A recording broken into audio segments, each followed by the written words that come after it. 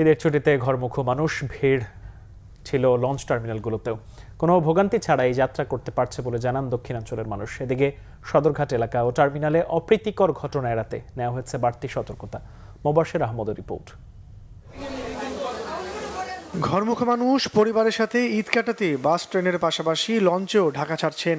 এতে সদরঘাট লঞ্চ টার্মিনালে বিকেল থেকেই যাত্রীদের ভিড়।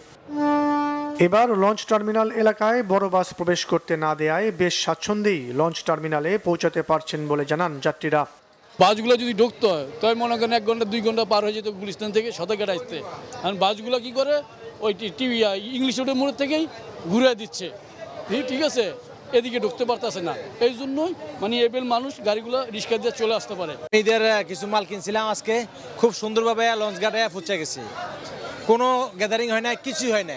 আমি দেখছি যে এখানে প্রশাসনের বেশ নজরদারিতে আছে। অন্যান্য সময় থেকে এখন প্রশাসনের নজরদারিতে অনেক, কোনো বিভ্রান্তিকর পরিস্থিতি এখন আমরা পড়ি নাই। লঞ্চ যাত্রায় ভাড়া নিয়েও কোনো অভিযোগ নেই যাত্রীদের। তবে অনেক যাত্রীর অভিযোগ বেশ কিছু লঞ্চ তাদের ভাড়ার বিষয়টি স্পষ্ট করছে না। লঞ্চ কেন্দ্রে কেউ বাড়তে পারা চায় না এই পর্যন্ত। লঞ্চ ঘাটে নানা ধরনের হয়রানির শিকার তো আমরা রেগুলার হচ্ছিই। যেমন লেবার, আমরা একটা ব্যাগ নিয়ে আসার সময় লেবাররা নিয়মিত ব্যাগ নিয়ে 200 টাকা, 500 টাকা, 1000 টাকা চাঁদা দাবি করে। বাড়িতে আমার আম্মু আছে আর বাবা ঢাকায় আছে, এখনো যায়নি, দেশে যাবে আর কি। আর দাদা দাদু আছে, নানা নানু আছে, সবার সাথে ঈদ করবো আর কি। ঈদ যাত্রাকে কেন্দ্র করে সদরঘাট লঞ্চ টার্মিনালে বসানো হয়েছে পুলিশ ও র্যাবের বিশেষ বুথ। দেয়া হয়েছে জরুরি নাম্বার।